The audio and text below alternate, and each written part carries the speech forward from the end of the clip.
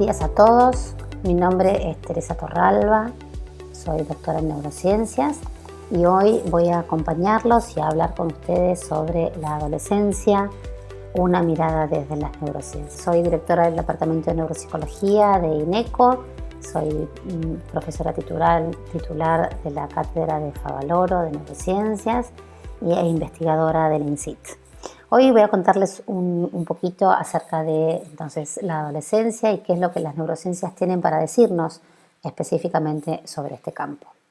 Bueno, sabemos que la adolescencia es un periodo de crecimiento y desarrollo humano que se produce después de la niñez y antes de la edad adulta, entre los 10 y los 19 años.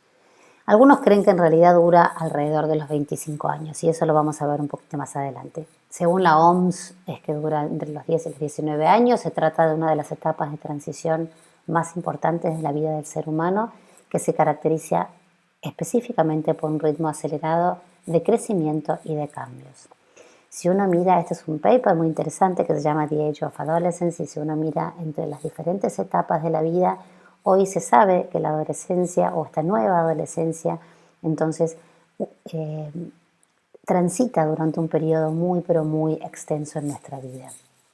Y es interesante cómo es que vamos a estudiar entonces esta nueva era de la adolescencia. Así como inicialmente se conocía muy bien la importancia de los primeros años de vida para el desarrollo cerebral, vamos a ver que hoy las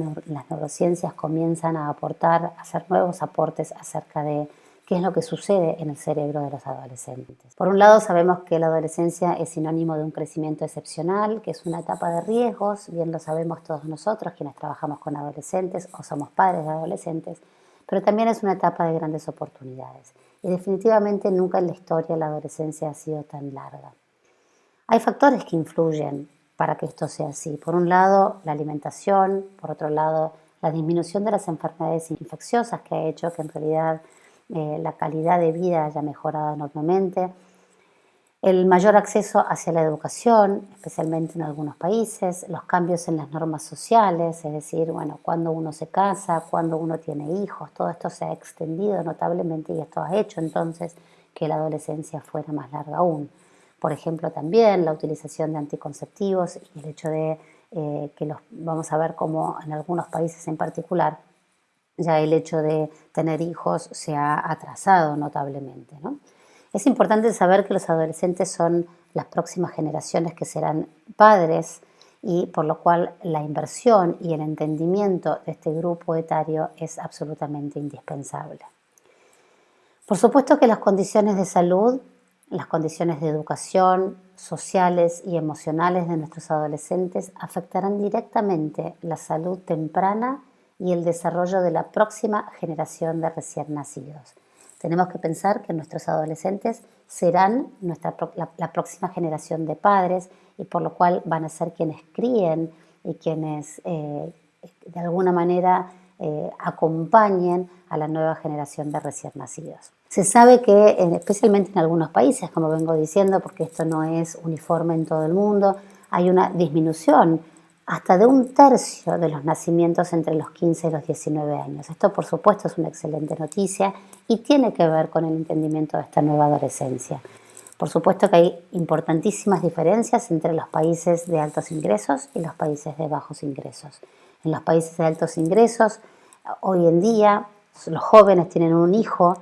el promedio es de un hijo a los 25 años y pasan 10 años entre la menarca y la maternidad. Por otro lado, en los países de bajos ingresos, sí podemos ver cómo hay definitivamente una inequidad en este punto. El 80% de los adolescentes son madres a los 25 años y el 30% son madres antes de los 18 años. Esto marca una gran diferencia y muchos de los papers son interesantes para conocer, una gran diferencia en cómo en esta inequidad que existe entre los países de altos ingresos y de los bajos ingresos y cómo la adolescencia también se vive de manera diferencial entre las familias de altos y bajos ingresos. Sabemos que gracias al surgimiento de las tecnologías aplicadas, de la resonancia magnética funcional, tomografía, SPECT, etc., hoy podemos conocer mucho más acerca del desarrollo del cerebro adolescente, de cómo este madura. Y sabemos que la maduración del cerebro hoy en día se conoce, termina recién alrededor de los 25 años, por lo cual hay zonas del cerebro que están definitivamente en formación hasta esa edad. La adolescencia, por supuesto, se acompaña de una maduración física y sexual que todos nosotros conocemos bien. Es una transición hacia la independencia social y económica. Hay un desarrollo importante de la identidad y desde ya que se da una madurez en el funcionamiento cognitivo, yendo desde menos a más a una mayor una capacidad de razonamiento abstracto, de manejo y de control de las emociones y de toma de decisiones. Por supuesto que la maduración del cerebro adolescente depende de múltiples factores, como les pongo acá en esta diapositiva. Tiene que ver con, bueno, acá podemos ver que la edad es entre 10 y 25 años, o sea, se ha adelantado notablemente la edad de inicio de la adolescencia y se ha atrasado el fin de la misma. Y factores como la heredabilidad, el medio ambiente, las hormonas sexuales, el estado psicológico, económico, mental y físico, las intervenciones, por supuesto, de cirugías, la capacidad de sueño, el estado nutricional, las injurias pre y postnatales, los tratamientos farmacológicos y el abuso de drogas, todo esto tiene un componente y una afectación sobre el cerebro adolescente. Pero ya no hay más dudas acerca de que existe definitivamente una construcción,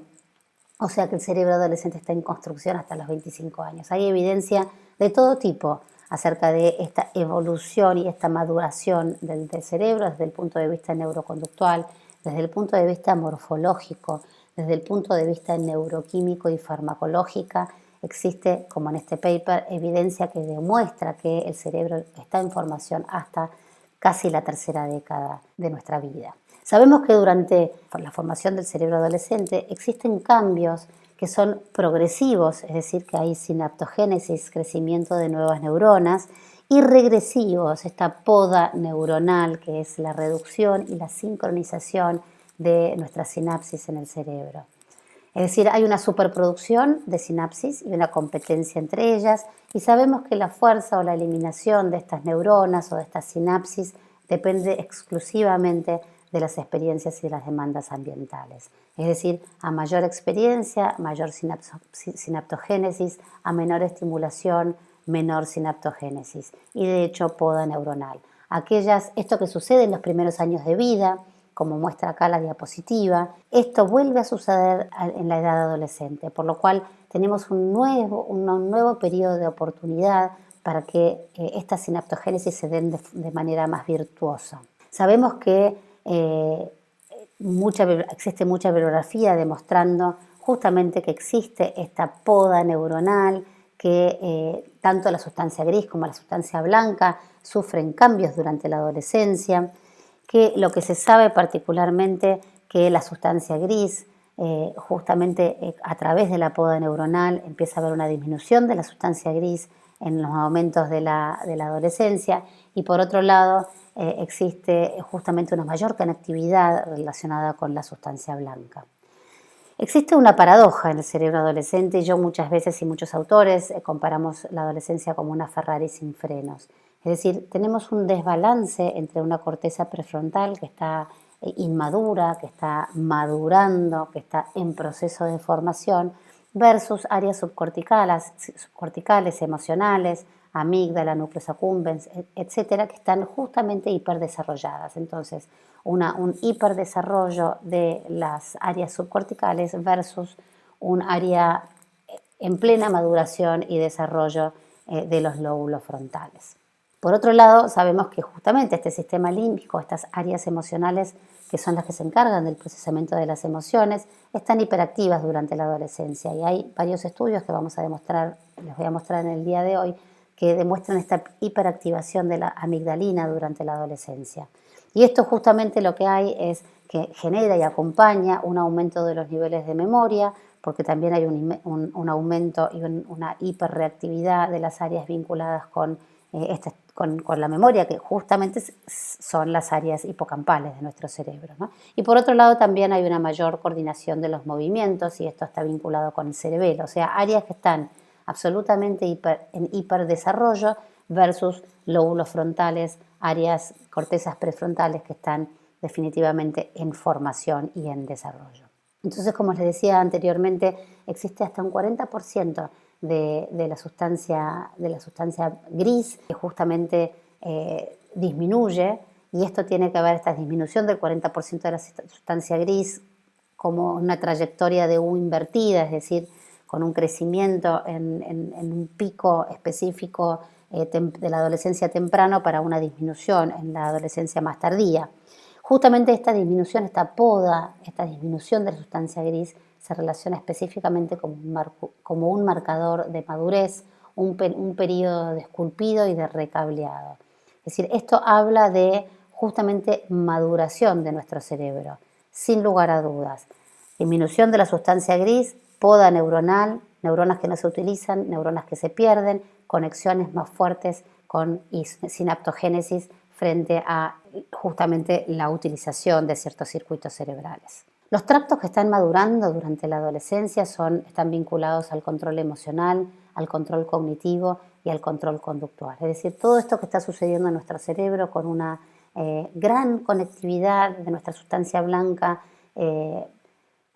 formando redes que se van a solidificar y mantener durante toda la vida, versus una poda neuronal vinculada con sustancia gris que no se utiliza y que se pierde. Esto en realidad lo que habla es de madurez. Por otro lado, también sucede que hay ciertos neurotransmisores que están definitivamente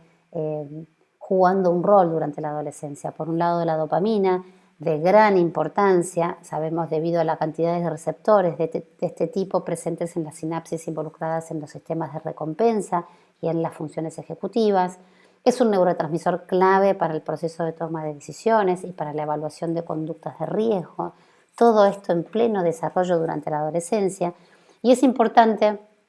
ya que justamente el aumento de su nivel, del nivel de este neurotransmisor en el sistema límbico,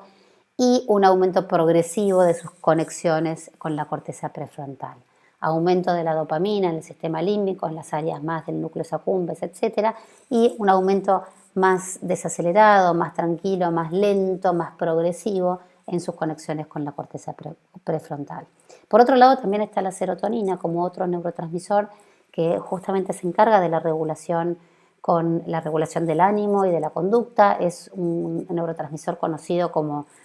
de calma. La serotonina de alguna manera como nos relaja y libera tensiones, y además muchas veces compensa esta excitación que producen los altos niveles de dopamina, ¿no? Entonces esta combinación entre la dopamina y la serotonina también son importantes para la regulación de nuestras conductas y emociones durante la adolescencia.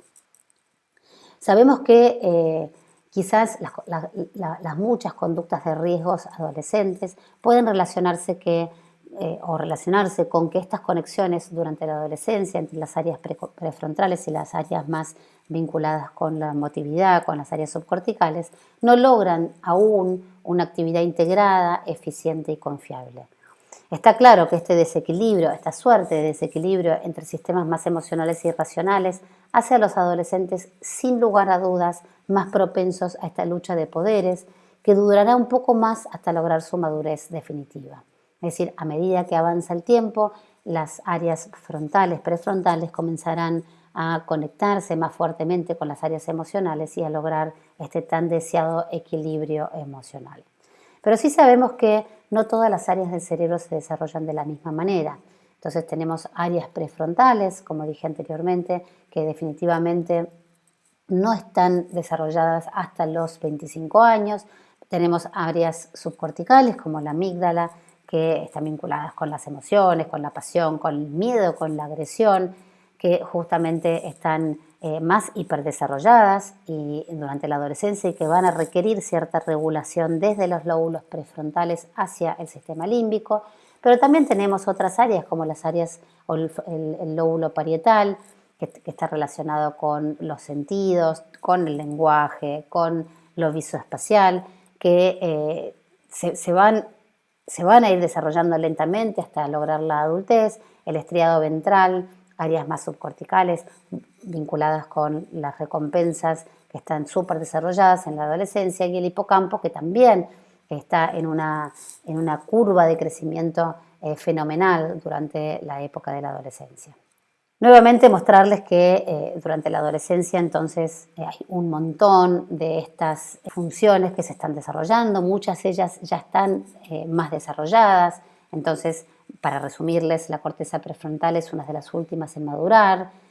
mientras ya que y por eso las funciones ejecutivas y la cognición social en realidad se ven inmaduras todavía en la adolescencia. De hecho, las funciones ejecutivas, si las dividimos en calientes o frías, como muchos de los autores lo hacen, las funciones ejecutivas más frías, como la organización, la planificación, la memoria de trabajo, ya se encuentran más maduras en la adolescencia. Sin embargo, las funciones ejecutivas calientes, como la cognición social, la empatía, la toma de decisiones, están menos desarrolladas aún.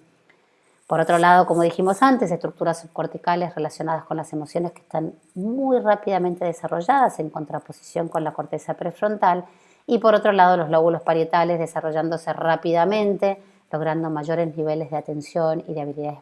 visoespaciales, lectura, etcétera, ya en la adolescencia. Sabemos que continúa la poda neuronal, como les dije anteriormente, las conexiones poco utilizadas morirán y las más activas se van a fortalecer. Y por otro lado, ya llegando a edades más avanzadas, 18, 20, 21, 25 años, vamos a ver cómo algunas de las funciones cognitivas están bien solidificadas, mientras que otras todavía requieren de cierta madurez. Muchos consideran que ya a los 21 años el cerebro parece completamente formado, pero definitivamente hay algunas áreas que todavía necesitan ser sintonizadas, necesitan especialización, necesitan digamos, todavía un pulido extra para poder llegar a las habilidades necesarias para la vida adulta. De hecho, aún a los 21 años de edad, aunque es una edad que se considera adulta para la ley, el cerebro sigue madurando y logrando la interacción necesaria para que luego lograr una correcta toma de decisiones, ¿no? Entonces, es interesante como muchas veces ser adulto tiene que ver con haber cumplido los 18 años o aún los 21 años y que sin embargo a nivel del desarrollo cerebral todavía las conexiones no estén o el cerebro no esté absolutamente maduro y balanceado. De hecho, hay algunos modelos que explican cómo de alguna forma la integración entre el hipocampo y la corteza prefrontal se va dando a medida que va avanzando el tiempo y que esto es necesario e indispensable para una correcta toma de decisiones, dado que las estructuras subcorticales como el hipocampo, tan importante para la memoria, y la corteza prefrontal, tan importante para las funciones ejecutivas, el control cognitivo, la memoria de trabajo, la orientación hacia objetivos, etcétera, necesitan integrarse, ¿no? Y esta integración es la que le da la madurez y la sincronización necesaria para una correcta toma de decisión y vida adulta. Entonces, no todas las funciones cognitivas claramente maduran a la misma vez, ¿no? Por un lado, la atención, se van adquiriendo mayores niveles de atención a medida que avanza la adolescencia, lo mismo que las habilidades visoespaciales requeridas, por ejemplo, para un manejo, el manejo de automóviles, etcétera, para la lectura, un lenguaje cada vez más florido, cada vez más intenso, cada vez más lleno de vocabulario. Sin embargo, bueno, valores de memoria que se van avanzando a medida que avanza la adolescencia, funciones ejecutivas que se van adquiriendo como control inhibitorio, la memoria de trabajo, la planificación, la organización, pero funciones ejecutivas más calientes como son la cognición social todavía inmaduras, empatía, ponerse en el lugar del otro, cambio de perspectiva, toma de decisiones, todavía formándose hasta los bien entrados 25 años. Sí sabemos, como les dije anteriormente, que durante la adolescencia se da esta plasticidad del desarrollo, es decir, esta poda y esta sinaptogénesis, por lo cual todo aquello que se entrene fuertemente durante la adolescencia va a generar cambios importantes en nuestro cerebro.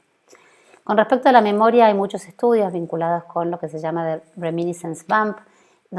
que lo que explican fuertemente es cómo existe un efecto de mayor recuerdo de aquellos eventos vividos durante la adolescencia.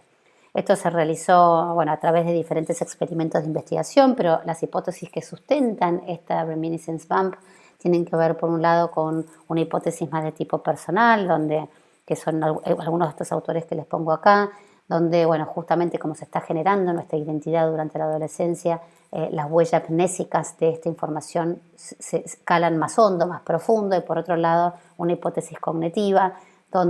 que dice que los recuerdos y su adquisición son más fuertes cuando el cerebro en realidad está en pleno cambio y en desarrollo y en transformación. Es decir, que esta plasticidad que se da en la adolescencia hace que también estas huellas mnésicas entonces aparezcan y se guarden más fuertemente. Pero no hay mucha duda al respecto, es decir, que casi todos los estudios y los centros que estudian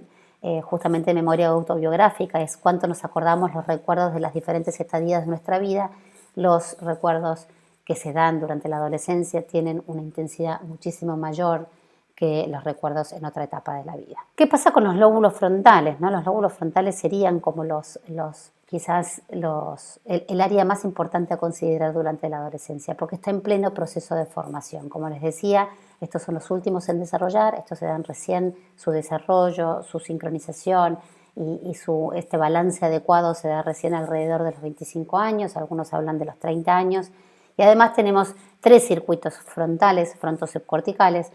un circuito más dorsolateral, que está más relacionado con las funciones ejecutivas clásicas, un circuito más del cíngulo anterior, que está vinculado con la motivación, y un circuito más de tipo órbito frontal, que es el que está relacionado con la cognición social, la empatía, toma de decisiones, etc. Y entonces nuevamente la Ferrari sin frenos, ¿no? Entonces un lóbulo frontal lento, en pleno desarrollo, hacia el desarrollo que se va a dar alrededor de los 25-30 años, y áreas subcorticales que están hiperarchidesarrolladas, por lo cual en este momento, en la adolescencia, los adolescentes en particular tienen una predisposición particular hacia la toma de decisiones o riesgosa, justamente por este desbalance entre el lóbulo frontal encargado del control y las áreas subcorticales encargadas de las emociones. De hecho, muchos de los estudios demuestran esto, demuestran que el núcleo accumbens, área vinculada con la toma de decisiones, en realidad con las recompensas, áreas subcorticales vinculadas con las recompensas, se ve ampliamente hiperactiva en los adolescentes en comparación con los niños y con los adultos. Es decir, hay estudios de investigación a través de diversos estudios de laboratorio que definitivamente demuestran que el núcleo accumbens está hiperactivo en la adolescencia comparado con el resto. Por otro lado, sabemos que las funciones ejecutivas no son un concepto unitario, que son un constructo psicológico compuesto por múltiples habilidades cognitivas interrelacionadas, que son todas estas, y que muchas de ellas no terminan de desarrollarse entonces hasta bien entrada la adolescencia tardía, 25 años, ¿no? Entonces tenemos por un lado la regulación comportamental, control inhibitorio, monitoreo, iniciativa, organización, memoria de trabajo, monitoreo de tareas, planificación, regulación emocional y cambio. Acá les puse un listado de lo que serían la descomposición de las funciones ejecutivas, tanto frías como calientes, y vamos viendo que varias de ellas no se desarrollan hasta bien entrada la adolescencia. Sabemos que igual el perfil de los adolescentes, por ejemplo, vinculado con la atención, existen fallas en el mantenimiento de la atención o impersistencia atencional en la adolescencia. Sin embargo, los niveles atencionales clásicos están mantenidos. Hay fallas en la inhibición de la interferencia, distractibilidad, desorganización de la conducta y dificultades para mantener un plan de acción. Por supuesto, con la variabilidad que existe entre paciente y paciente, entre persona y persona. Y también existen fallas en el control inhibitorio, escasa corrección de errores, fallas en la toma de decisiones, influencia de pares, rigidez, perseverancia, etc. Es decir, que hay un componente específicamente cognitivo o ejecutivo muy particular en la adolescencia, que no se da ni en los niños ni en la adultez. Sí sabemos que nosotros tenemos un cerebro social, es decir, y que la cognición social se relaciona con estas habilidades sociales que nos ayudan a resolver situaciones de interacción con otros de manera efectiva. Estas son el paraguas de la cognición social, incluye la teoría de la mente, la empatía, el reconocimiento de emociones, el procesamiento de emociones, la toma de decisiones y el control inhibitorio, y que muchas de estas, justamente de estas funciones, están en proceso de formación en la adolescencia, ¿no? Y ahí hay una serie de papers y de autores que se dedican fuertemente, por ejemplo, a entender el procesamiento emocional de la adolescencia con estos 3 nodos, el nodo de detección, el nodo afectivo y el nodo cognitivo regulatorio, que incluyen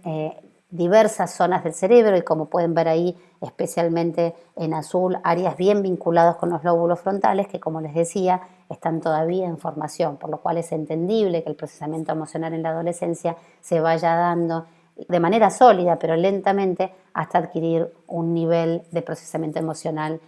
adecuado en la adultez. También podemos ver diversos papers que demuestran que, por ejemplo,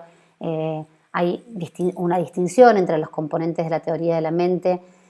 demostrando que en la adolescencia es un periodo crucial para desarrollar estas habilidades de teoría de la mente socioperceptuales, ¿no? O sea, es decir, hay diferentes tipos de teoría de la mente afectiva y cognitiva, algunos la diferencian, por ejemplo, en este caso social perceptual o social cognitivo, y los papers demuestran que a través de tests de toma de teoría de la mente, como son Minding the Eyes y el FOPA, que uno puede ver cierta distinción en cuanto a la adquisición de cierta teoría de la mente en diversos periodos de la adolescencia. Otros papers han demostrado, por ejemplo, que hay diferencias significativas en tareas de tercer orden de teoría de la mente relacionados con la predicción de la conducta de los otros, y sin embargo hay otras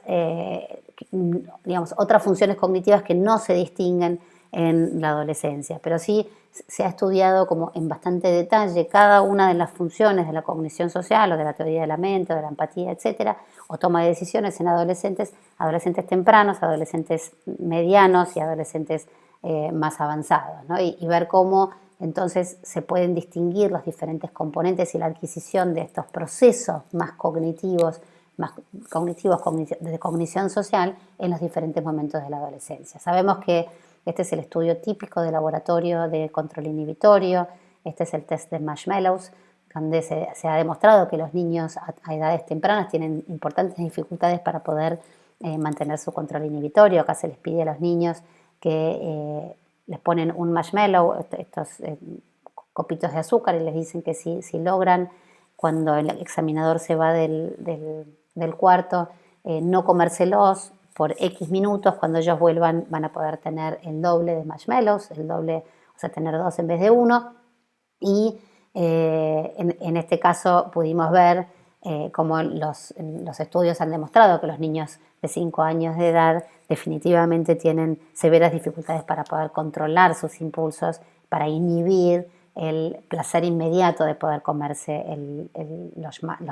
marshmallows. Ahora, para los adolescentes, como no les interesaría mucho comerse estos caramelos, estos marshmallows, lo que se hizo fue algunos estudios. Esta es la doctora Galván en la UCLA, donde demostró que es cierto que a los adolescentes en general les gusta más el azúcar, por ejemplo, que a los adultos, ¿no? Y que esto también, el que les guste más los dulces que los adultos, estaba relacionado directamente con la activación en ciertas áreas del cerebro, especialmente áreas del núcleo accumbens, que te dan recompensa. Es decir, que aquellas personas que más les gustaba el azúcar tenían una mayor activación también en áreas cerebrales vinculadas con el sistema de recompensa. Y lo que hizo fue estudiar si esto sucedía también con dinero. Sabemos que los chicos, está bien, pueden gustarles a los adolescentes un poco más el dulce que al resto, pero que en realidad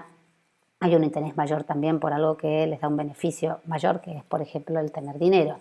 Y en este caso hizo este estudio también demostrando que los adolescentes también tenían un mayor interés por el dinero que los adultos y que los niños, y que además se activaba también la misma zona del cerebro vinculada con la recompensa.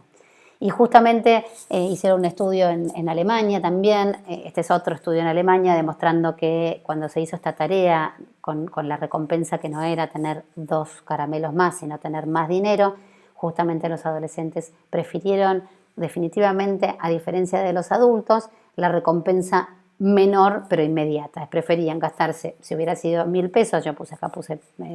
estos billetes nuestros, pero si pongámosle que preferir gastarte 1.000 pesos hoy a esperar una semana y te doy 4.000 pesos, los adolescentes principalmente o generalmente lo que hacían, la gran mayoría de ellos, era preferir la recompensa inmediata, ¿no? Y esto es típico del cerebro adolescente. De hecho, los estudios también demostraron que 14 años después, en estos chiquitos de 5 años, este estudio hecho por Michelle, descubrió que los niños que habían sido más impulsivos, que no tenían esta capacidad de espera, que se comieron el marshmallow en vez de esperar y buscar mecanismos compensatorios para inhibir esos impulsos. Cuando fueron adultos o adolescentes que tenían menor autoestima, que tenían más altos niveles de frustración, y en cambio esos chiquitos que habían encontrado un mecanismo para poder inhibir sus impulsos, habían logrado un mayor éxito académico, laboral, y eran menos propensos a ser agresivos ante el rechazo social. También sabemos que los adolescentes tienen una gran influencia de sus pares y que son mayores tomadores de riesgo cuando están con sus pares.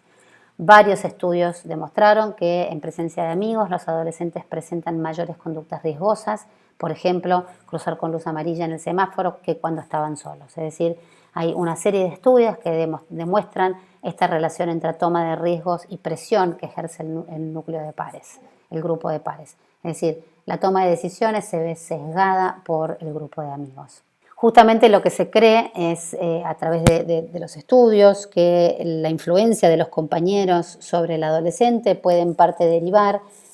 justamente de las diferencias en el curso de tiempo, de maduración, del sistema de recompensa socioemocional y el sistema de control cognitivo del cerebro. Entonces, este mismo desbalance del cual yo les hablaba anteriormente, con áreas subcorticales hiperdesarrolladas, con áreas del lóbulo frontal en desarrollo, y este desbalance hace que quizás los chicos tengan entonces una mayor o sean más arriesgados en presencia de amigos que cuando están solos. Justamente, un poquito más de lo mismo, predilección del riesgo en la adolescencia, entendida por desbalance entre sistemas corticales y subcorticales, y no solo por el retraso de la corteza prefrontal. Otros estudios han demostrado justamente la influencia social en la toma de decisiones adolescentes, como con un marco teórico de este tipo, con una motivación social, con sensibilidad a la recompensa, o sea, qué sucede en cada uno de estos módulos, y relacionado con la distracción, ¿no? Motivación social es demostrar que las conductas de riesgo aumentan el logro de sus propios objetivos, la sensibilidad a la recompensa, una maduración rápida de áreas emocionales, a diferencia de la lentitud de las áreas frontales, como les dije varias veces, y la distracción, justamente lo mismo que lo anterior, pero la falta de madurez frontal generaría fallas en el autocontrol y la cognición. Es decir,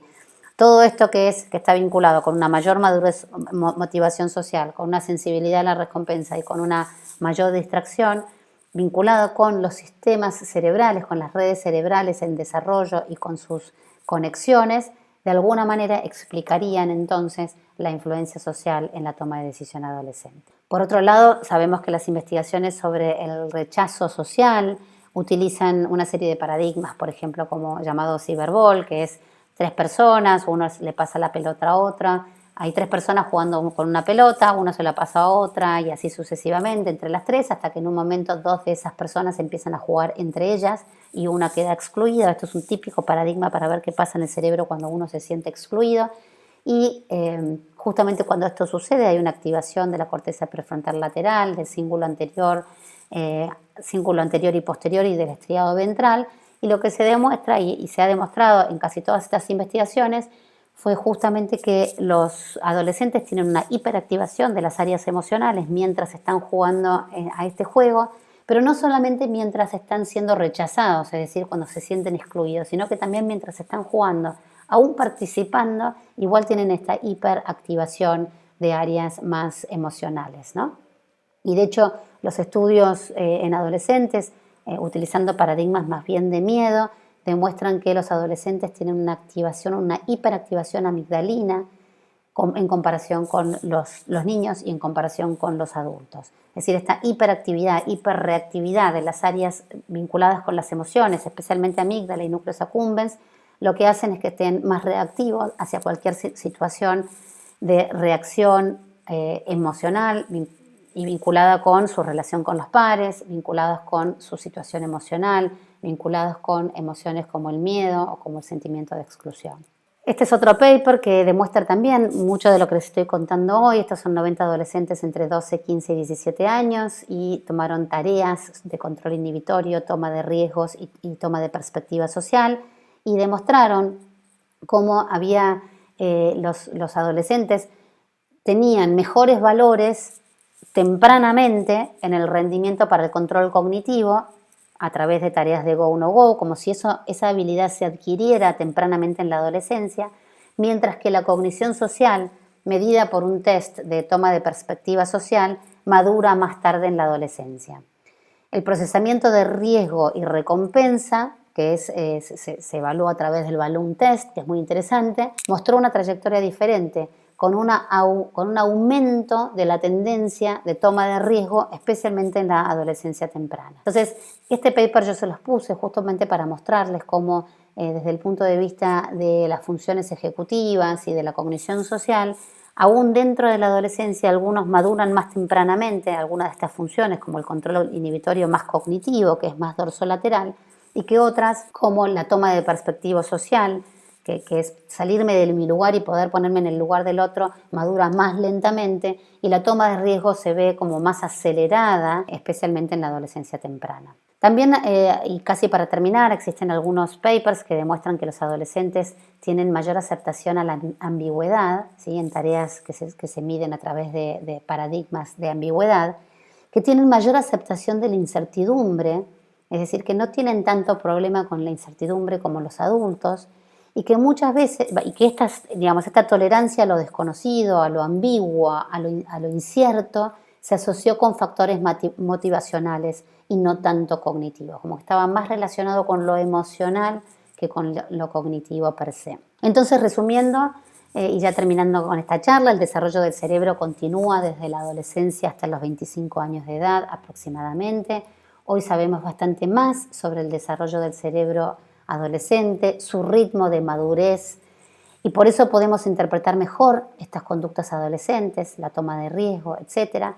Las diferentes partes del cerebro tienen diferentes tiempos de maduración, por lo que el desarrollo cognitivo está sujeto a estos ritmos. El cerebro adolescente es especialmente plástico, por lo que lo convierte en una gran oportunidad para su desarrollo, pero a la vez también es muy vulnerable, especialmente a factores de riesgo como puede ser, por ejemplo, el consumo de drogas. Y por otro lado, los adolescentes sabemos que son muy sensibles a la aprobación del otro, a la aceptación y al rechazo de sus pares. Bueno, solo para terminar, nuevamente con este paper que se llama The Age of Adolescence, que se los recomiendo. Es interesante porque cuanto más estudiemos y entendamos esta generación de adolescentes, probablemente podamos hacer un cambio o una diferencia en nuestro futuro. Justamente la generación de adolescentes y jóvenes van a transformar nuestro futuro, por lo cual todo aquello que hagamos en pos de esta transformación creo que va a ser muy valioso para todos nosotros. Bueno, con esto los dejo. Muchísimas gracias a todos por este tiempo. Ojalá hayan disfrutado de esta charla y por supuesto estoy a su disposición con mi mail tetorralba@ineco.org.ar por si llegaran a necesitar alguno de los papers que acá les compartí.